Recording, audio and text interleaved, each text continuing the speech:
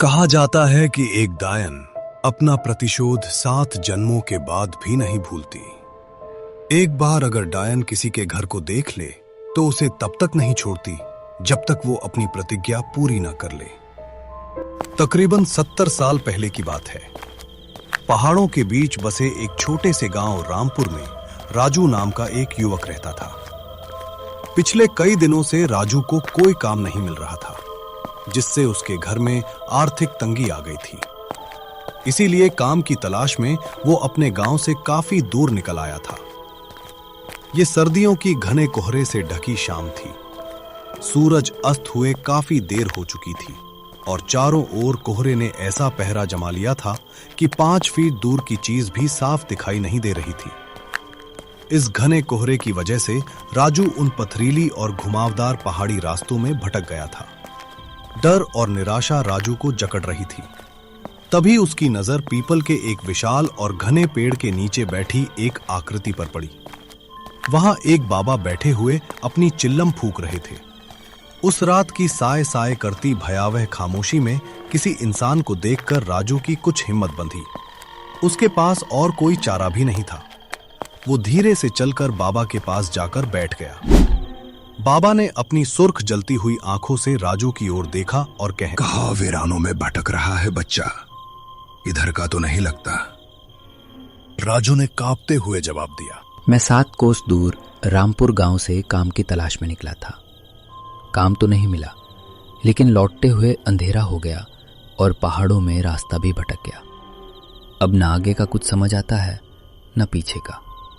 ऊपर से ये डर और घबराहट से मेरा दिमाग काम नहीं कर रहा है। पहाड़ों में ऐसे दिन ढले वीरान रास्तों पर निकलना ठीक नहीं होता। तू ये जो नहर के साथ वाली पगडंडी है उसे पकड़कर निकल जा। आगे एक गांव पड़ेगा, वहां जाकर मदद मांग लेना। और हां, अब रास्ते में रुककर इधर उधर मत देखना। राजू को बाबा की बातें और उनकी वेशभूषा बहुत रहस्यमयी लग रही थी। हड्डियों को गला देने वाली कंपी ठंड में उनके शरीर पर न मात्र के कपड़े थे, फिर भी उनके चेहरे पर ठंड का कोई असर नहीं था। बाबा ने राजू के कांपते शरीर को देखकर फिर कहा, ठंड से परेशान है बच्चा, ये ले 2 कश भर ले, थोड़ी राहत मिल जाएगी। राजू पहले से ही बहुत घबराया हुआ था। इस समय उसे बाबा की कही बातों को मानने के अलावा कोई और चारा नजर नहीं आ रहा था। थोड़ा डरते हुए उसने हाथ आगे बढ़ाया और चिल्लम बाबा के हाथों से लेकर 2 गहरे कश खींच ली। चिल्लम के धुएं ने उसके मन को कुछ हद तक शांत किया। अपनी बात कहने के बाद बाबा फिर से सर झुकाकर अपनी चिल्लम फूंकने में व्यस्त हो गए। राजू कुछ पल वही खड़ा रहा और फिर चुपचाप बाबा के बताए रास्ते पर आगे बढ़ने लगा। जैसे जैसे राजू आगे बढ़ रहा था, पास के घने जंगल से आती जंगली जानवरों की आवाज से उसके बदन में डर को और बढ़ रही थी। अचानक उसे अपने पीछे किसी के कदमों की आहट सुनाई पड़ने लगी। इतने सुनसान रास्ते में अचानक कौन मेरे पीछे चल रहा है? किंतु बाबा ने कहा था मुझे पीछे मुड़कर नहीं देखना है। क्या करूं, कुछ समझ में नहीं आ रहा। राजू अब भी कुछ समझ पाता कि उसे अपना नाम सुनाई दिया। आवाज वही थी जो कुछ देर पहले पीपल के पेड़ के नीचे से आई थी। राजू, राजू, इतनी जल्दी मेरी आवाज भूल गए? अपना नाम सुनकर राजू ने पीछे मुड़कर देखा। उसे अपने ठीक पीछे वही बाबा दिखाई दिए हैं। राजू ने हैरानी से देखा, बाबा ने इतनी दूरी कुछ ही पलों में कैसे तय कर ली। बाबा मुस्कुराए, आओ, मैं तुम्हें ये रास्ता पार करा देता हूं। तुम्हें डर लग रहा था ना? बोलो, कहां तक जाओगे? राजू की घबराहट बढ़ती जा रही थी। लेकिन अचानक से बाबा यहां कैसे आ पहुंचे और उन्हें कैसे पता मुझे डर लग रहा है? ये सवाल उसके मन में आया, लेकिन बाबा की चेतावनी याद करके वो चुप रहा। लगता है तुझे मेरी मदद की जरूरत नहीं है। राजू जल्दी से बोला, नहीं, ऐसी बात नहीं है। बस मेरा कोई ठिकाना नहीं बाबा। काम की तलाश में निकला था। रात में किसी गांव में डेरा लगा लूंगा, सुबह फिर काम ढूंढूंगा। बाबा ने अपनी लंबी उंगली से एक और इशारा किया। इस रास्ते से दाएं घूम जाना, आगे एक जंगल दिखाई देगा। उसके पार एक बूढ़ी औरत रहती है। वो किसी विश्वास के आदमी को ढूंढ रही है जो उसके बंगले की मरम्मत कर दे, बदले में तुम्हें अच्छी रकम दे देगी। राजू की आंखों में चमक आ गई।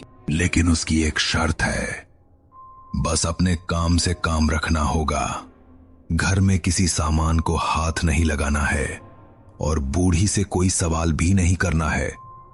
एक और बात का ख्याल रखना, बूढ़ी औरत के पीछे जाने की गलती कभी ना करना। राजू ने जल्दी से कहा, मुझे बस काम मिल जाए, इसके अलावा मुझे उस बूढ़ी औरत से कोई मतलब नहीं।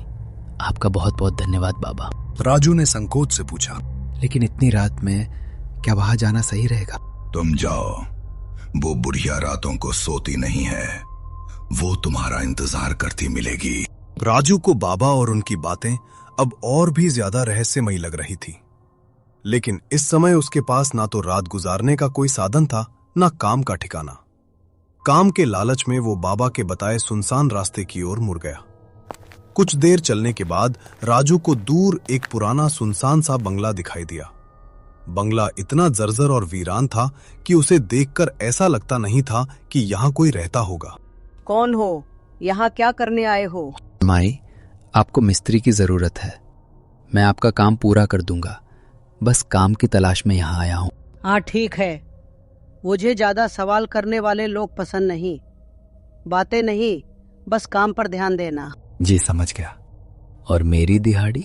पैसों की चिंता मत कर, तेरी इच्छा से ज्यादा ही मिलेगा। इतना कहने के बाद वो उसे अपने साथ बंगले के अंदर ले गई। अंदर का माहौल कुछ अजीब था। पूरे घर में अजीबो गरीब सी चीजें दिखाई दे रही थी।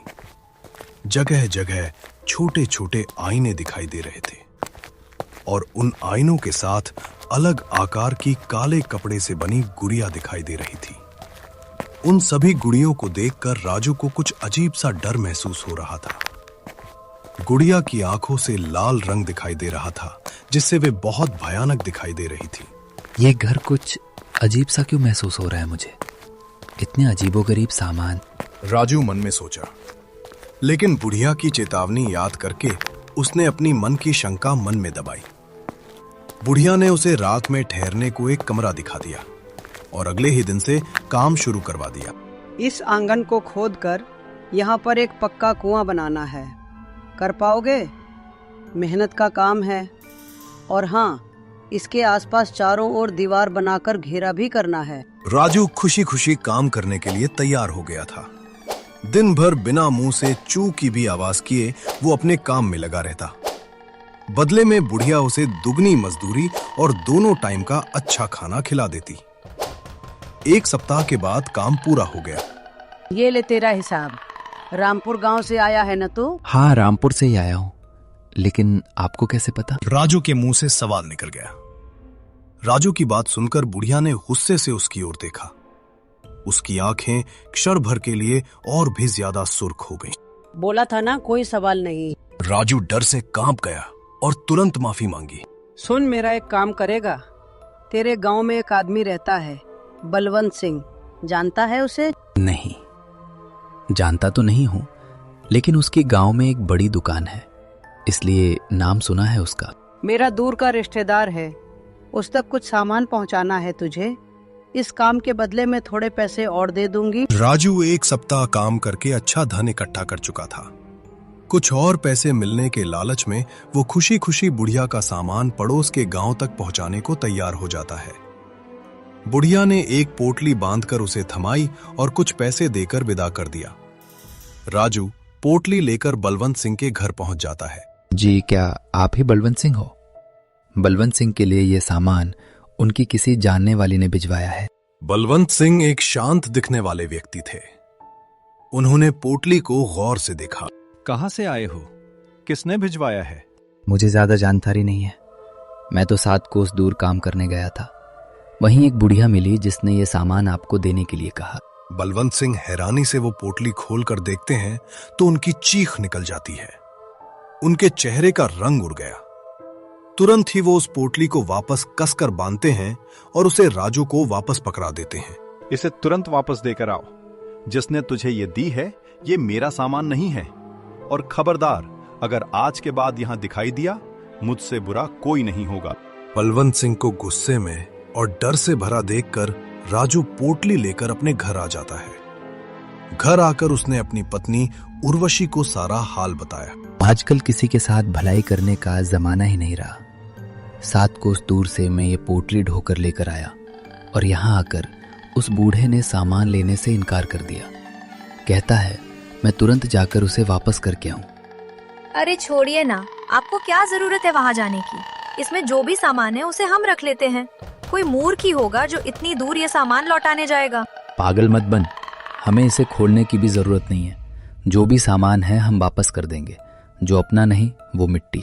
राजू की पत्नी उर्वशी को उत्सुकता थी। वो हर हाल में देखना चाहती थी कि इस पोटली में बुढ़िया ने क्या कीमती सामान दिया है। इसलिए रात को राजू के सोने के बाद चुपके से पोटली खोल देती है।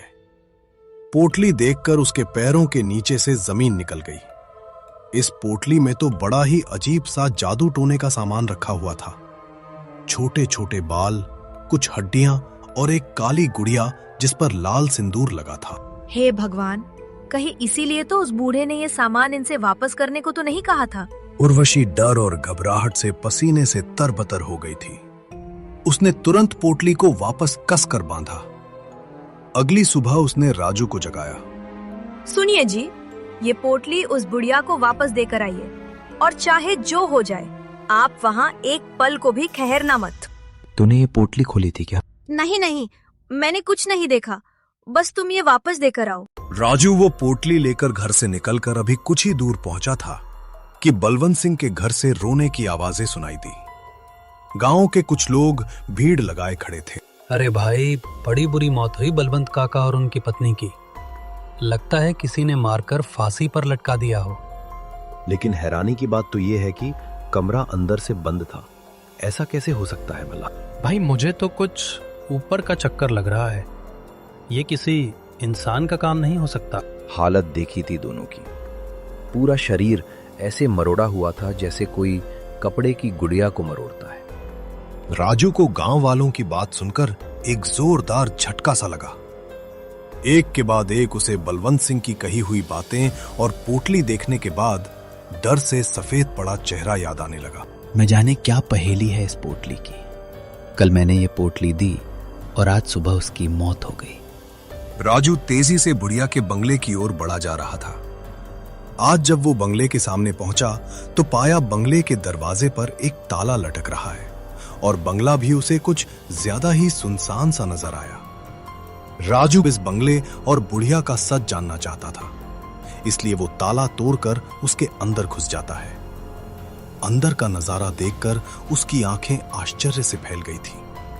बुढ़िया के कमरे में उन पुरानी काली गुड़ियों के साथ 3 नई काली गुड़िया लटकी हुई थी और उसमें से एक गुड़िया के कपड़े उसे कुछ जाने पहचाने नजर आ रहे थे। वे हूबहू उसकी पत्नी उर्वशी के कपड़ों जैसे थे। राजू घबराकर उस बंगले से निकलकर बाहर सड़क की ओर आ जाता है।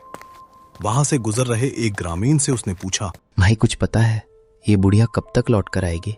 राजू की बात सुनकर उस आदमी ने उसे ऊपर से नीचे तक घूरते हुए कहा, पागल है क्या भाई? ऐसा क्यों कह रहे हो भैया? क्योंकि यहाँ कोई नहीं रहता। 50 साल से लटका है ये ताला। और हाँ, भूत बंगला है ये। रात के समय भटकना भी नहीं उसके आसपास। क्या भूत बंगला? राजू की रीढ़ में ठंडक दौड़ने लगी। भाई मेरे दादा कहते थे किसी डायन का बंगला है ये। इसमें वो तरह तरह के टोटके टोना किया करती थी। एक तांत्रिक था जिसने इस डायन की चोटी काट कर इसे जला दिया था। तब से ये बंगला ऐसे ही पड़ा हुआ है। कहते हैं आज भी रात के समय इस रास्ते से गुजरने वाले लोगों को वो डायन दिखाई दे जाती है और उस तांत्रिक का पता पूछती है। अपने सूखते हलक से राजू ने अपना आखिरी प्रश्न किया, तांत्रिक कहाँ रहता है? कुछ मदद कर पाओगे क्या भाई? सुना है उसने इस डायन को मारने के बाद ये काम छोड़ दिया और दूर किसी गांव में जाकर बस गया। उसकी पहचान अब किसी को नहीं पता। बातें करते हुए राजू बंगले से कुछ दूर तक आ गया था। आदमी के जाने के बाद राजू को सारी पहेली समझ में आ गई। जरूर बलवंत सिंह वही तांत्रिक है जिसे वो बरसों से ढूंढ रही थी और उसे मारने के लिए उसने मुझसे इस पोटली में जरूर कोई तंत्र का सामान भिजवाया था जिसने बलवंत सिंह और उनकी पत्नी की जान ले ली। लेकिन अब मैं इस पोटली का क्या करूं? राजू कांपते हाथों से उस पोटली को उठाकर जंगल की ओर फेंककर अपने गांव लौट आता है। गांव आने के बाद उसने अपने घर का दरवाजा खोला तो उसके सामने का नजारा देखकर वो जम गया। उसे उसकी पत्नी उर्वशी भी बलवंत सिंह की तरह रहस्यमय हालत में फंदे से लटकी हुई दिखाई देती है। उसने अपने गले में फंदा लगाया हुआ था, लेकिन उसका शरीर भी मरोड़ा हुआ था।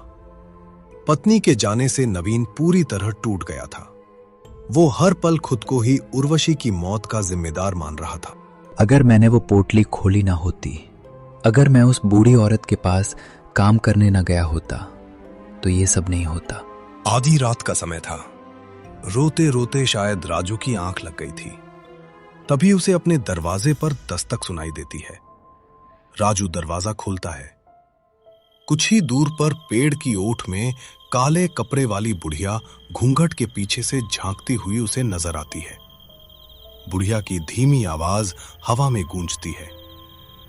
राजू ने समझा वो इस डायन के अंतहीन प्रतिशोध के चक्र में फंस चुका है। राजू जानता था कि अगली सुबह किसी और गांव में एक और रहस्यमय मौत की खबर आएगी और उसके बाद वो पोटली उसके दरवाजे पर फिर से रखी मिलेगी। डायन ने अब उसे अपना नया मोहरा बना लिया था, जो उसका बदला लेने के लिए मजबूर था, क्योंकि जो पीछा छोड़ दे वो डायन नहीं